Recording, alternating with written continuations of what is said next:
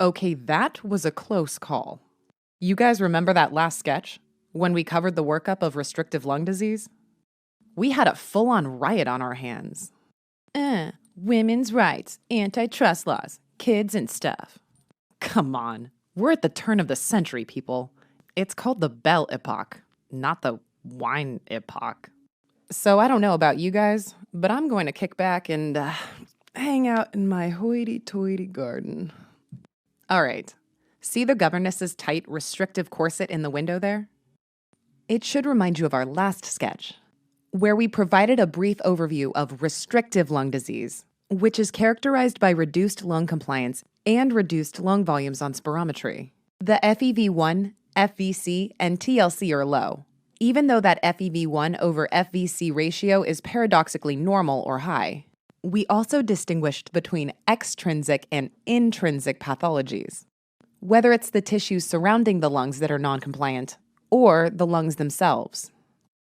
For the rest of this chapter, we're going to get into those intrinsic lung pathologies. Diffuse parenchymal lung diseases, collectively referred to as interstitial lung diseases. Notice the fibrotic pulmonary tree in the center there? It's going to be our recurring symbol for pulmonary fibrosis. Now, pulmonary fibrosis is not its own disorder. Instead, it's a component of many of the interstitial lung disorders. See that idiot sign on the butler, though? Idiopathic pulmonary fibrosis is its own defined syndrome, and it's considered the prototypical fibrosing disorder. In other words, if you understand idiopathic pulmonary fibrosis, you at least understand the fibrotic aspect common to many of the intrinsic lung diseases throughout this chapter. Idiopathic pulmonary fibrosis specifically accounts for about 30% of all restrictive lung disease cases. Males are affected more often than females, and approximately 2/3 of patients are older than 60 years of age at presentation. The first thing to know about idiopathic pulmonary fibrosis, however, is that it's, well, idiopathic.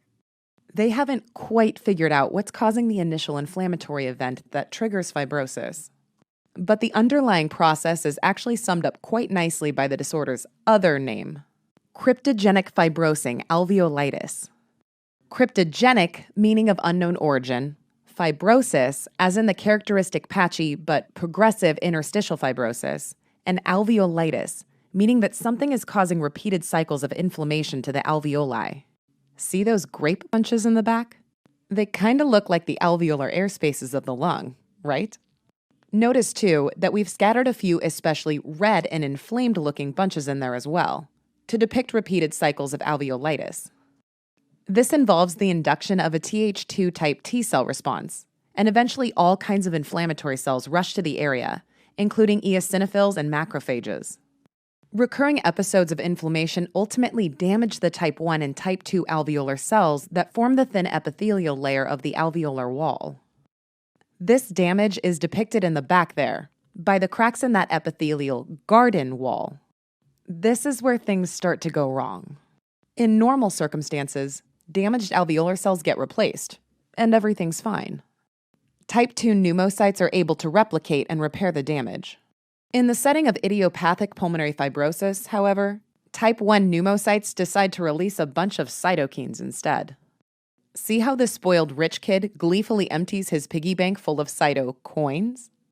Although the exact mechanism is not completely understood, recent data points to TGF-beta1 as the culprit here. This cytokine signals for transformation of fibroblasts into myofibroblasts, leading to excessive deposition of collagen in extracellular matrix. And there you have it, lung fibrosis. On histology, what you'll see is dense fibrosis in a patchy distribution within the surrounding interstitium. It's often described as fibroblastic foci. Just think of these fibrotic, leafy grapevines that form kind of a patchy distribution as they take over the wall. This pattern of fibrosis has a specific name, actually.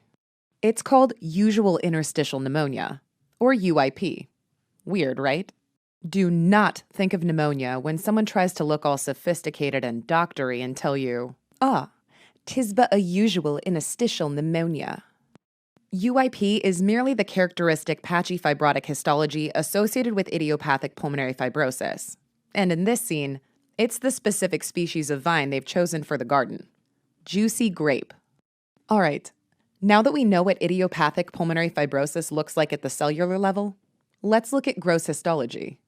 If you could examine the pleural surfaces of your patient's lungs, you'd see a kind of cobblestone appearance. Hence the cobblestones underneath our fibrotic tree here. This occurs because the interstitial fibrosis forms retraction scars along the interlobular septa, causing the overlying pleura to get pulled in. If you could take a lung cross-section, areas of fibrosis would be seen as firm, rubbery white areas within the interstitium. On imaging, either X-ray or CT, fibrotic changes show up as bilateral and diffuse reticular opacities. And, as you can tell by the disintegrating parenchyma at the bottom of the tree, these changes are usually most prominent in the lower lobes. Classically, these opacities also distribute along subpleural regions and along the interlobular septa. Yup, right underneath that pleural shirt there. Right underneath. Okay, why is he doing that? Once idiopathic pulmonary fibrosis progresses to end-stage disease, cystic spaces start to develop in the lungs, which are appreciable both on CT and gross histology. This is called honeycomb lungs. Hey, you know what? It's about afternoon tea time for the kids. So why not stick around a while and enjoy the most pretentious of snacks? Fresh honeycomb. These cystic spaces develop in the first place because of just how dense the fibrosis of alveolar tissue gets. Eventually, the walls of the alveoli collapse, forcing the proximal airways to dilate. At the same time, all this fibrosis increases the elasticity of the surrounding parenchyma, which puts radial tension on small airways and opens them up even more. Interestingly, these cystic spaces eventually become lined with hyperplastic type 2 pneumocytes or bronchiolar epithelium. And yep, they're there for good. This abnormal dilation and cellular growth is seen in numerous interstitial lung diseases covered in this chapter, usually when disease reaches end stage. All right, before we move on to a few other fibrosing lung diseases, I just want to remind you that we started our discussion with idiopathic pulmonary fibrosis specifically, because it's kind of like the prototypical fibrosing interstitial lung disease. As you progress through the rest of the chapter, you'll notice that there are numerous lung pathologies that can cause diffuse interstitial fibrosis. In each of these disorders, inflammation and increased cytokine release results in overactive fibroblasts and collagen deposition. And each time, we'll bring back a fibrotic-looking lung tree like this one. Even the patchy fibrosis associated with usual interstitial pneumonia histology is not specific to idiopathic pulmonary fibrosis. Calling it idiopathic, then, is more of a diagnosis of exclusion. You need to rule out other diseases first before coming to this conclusion. And there are a lot of diseases to rule out. How about cryptogenic organizing pneumonia, or COP? It's represented by this COP cap gun. You may have also heard it by its old name, bronchiolitis obliterans organizing pneumonia, or as I like to call it, whoop! The name was switched to COP because they wanted to throw in that word cryptogenic. Not only does it make it sound way cooler and more mysterious, it emphasizes that the etiology of the disease is unknown. In this disease process, inflammation causes granulation tissue to form within the small airways. On the test, you might also see the term obliterative lower airway inflammation. This means that the excess granulation tissue, along with inflammatory debris, acts as intraluminal plugs, kind of like these little caps here, plugging the barrel of the gun. This leads to alveolar collapse and consolidation. The clinical presentation is also a bit different.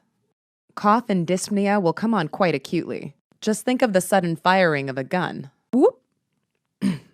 I can't promise that won't happen again.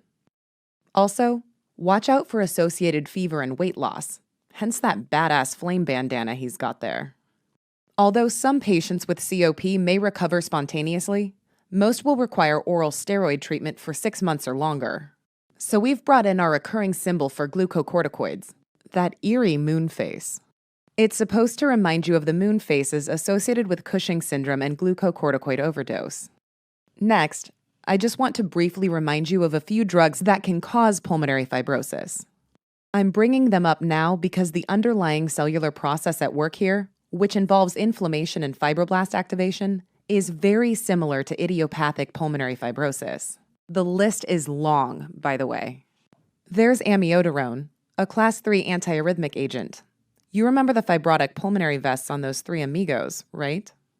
And then there are the chemotherapy drugs like bleomycin, the beluga whale next to that fibrotic lung coral. Oh, and don't forget the antifolate agent methotrexate, depicted by the old methotrexate meat sticks. See the cute little fibrotic bonsai? Be sure to check out our sketchy farm course for a more in-depth look at these drug side effects. Another important cause of fibrotic interstitial lung disease is radiation toxicity. Just think of this fibrotic wooden shield held over the chest, emblazoned with our recurring radiation symbol. This is commonly referred to as radiation pneumonitis. Patients who receive radiation treatment for pulmonary or other thoracic pathologies could be at risk. In fact, about 20% of thoracic radiation patients develop acute pneumonitis 1 to 6 months after therapy. Watch out for that patient who develops fever and dyspnea that's way out of proportion to the volume of lung irradiated. The radiation was only a few square centimeters, for example, but the patient can now hardly walk without losing his or her breath. This is because the inflammation is a diffuse process that only requires a small inciting event. Chest X-ray will show infiltrates that correspond to the area of radiation. These patients can also develop pleural effusions, as depicted by a recurring puffy pleural shirt, still waterlogged from the fountain. Patients with these physical and radiographic findings are treated with corticosteroids. If the patient doesn't respond to steroids, the disease will progress to chronic radiation pneumonitis and pulmonary fibrosis. Lastly, I just want to quickly run through a few collagen vascular diseases, including systemic lupus erythematosus, embodied by our lupus wolf, systemic sclerosis, represented, as always, by our scleroderma scaly dragon, and rheumatoid arthritis, symbolized by our recurring inflammatory joint lanterns. Each one of these diseases is characterized by a range of systemic effects, and it might be easy to forget that they can hit the lungs too. The type of damage done to the lung varies, depending on the underlying disorder. You can get vascular sclerosis, bronchiolitis, and even an interstitial pulmonary fibrosis very similar to the idiopathic version we highlighted in this sketch. Pleural involvement, such as pleuritis and pleural effusion, may also be present. Pulmonary involvement is usually associated with a poor prognosis. Don't worry, we'll go over these and other collagen vascular diseases in greater detail later in the course. All right, now that we know how fibrosis works, let's move on to the pneumoconioses, interstitial lung disorders that are triggered by some kind of airborne organic material, like coal or silica dust. I know. You see that cute little exploited lower-class orphan kid peeking over the garden wall?